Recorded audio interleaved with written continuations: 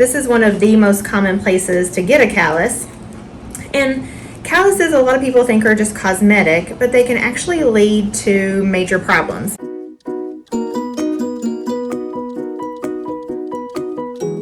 Hey guys, it's Dr. Carter here at Lexington Podiatry, and we have some calluses to trim. This poor little lady has these really bony feet. When I touch her here, I don't feel the cushioning or the fat pad. All I feel are her bones. So anytime she stands down, if she doesn't have on a super thick cushioned shoe, then all you feel is the bone on the skin, and there's nothing to absorb the shock. You end up getting these little friction calluses that can turn into blisters. They're not there yet, but she hurts a lot, and as you can see, that callus there wasn't very bad at all. We have one over here that is a little bit worse. This is one of the most common places to get a callus. And calluses, a lot of people think are just cosmetic, but they can actually lead to major problems.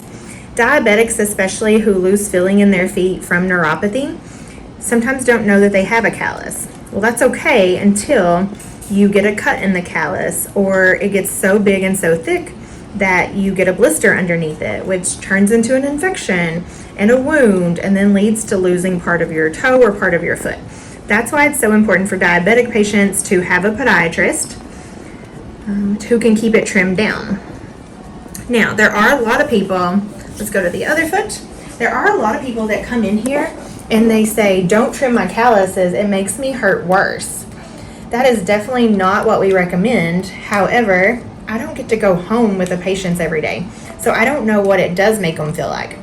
My job is to trim it down a little bit to alleviate some pressure, keep it from forming a wound so that nothing bad happens. However, if you really don't want your calluses trimmed, I'll educate you on the things that can happen, let you know what signs to look for that it could be turning bad, and we won't touch them.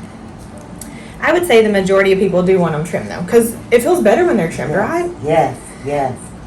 You know, there are some people who need that thickened skin. It protects their underlying fragile skin, and usually that's in people with sensitivity disorders, but that is definitely the minority.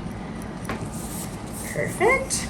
Her poor little bone there. You would think there's a callus there. And the skin is thick, but it's not thick enough for me to trim. In school, when we practice trimming calluses, we have to do this on an orange.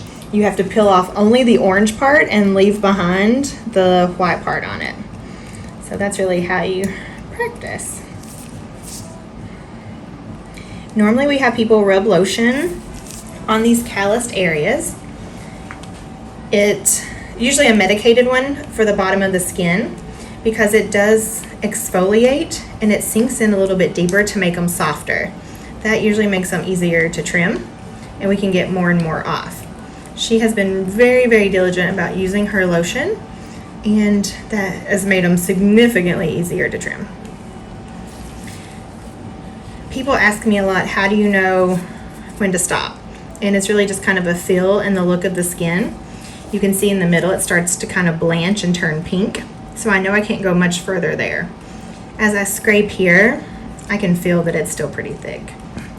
However, sometimes looks are deceiving and you can't tell how far to go. That's why you should always start really, really minor, really gradual, and take it off little by little.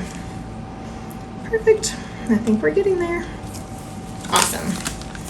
All right, guys, there you have it. A callus trim on some little bony feet that's going to help to take away her pain. Make sure if you have calluses like this, you watch them daily for signs of infection. Redness, swelling, drainage, anything out of the ordinary, and let us know. Have a great day. Thanks for watching.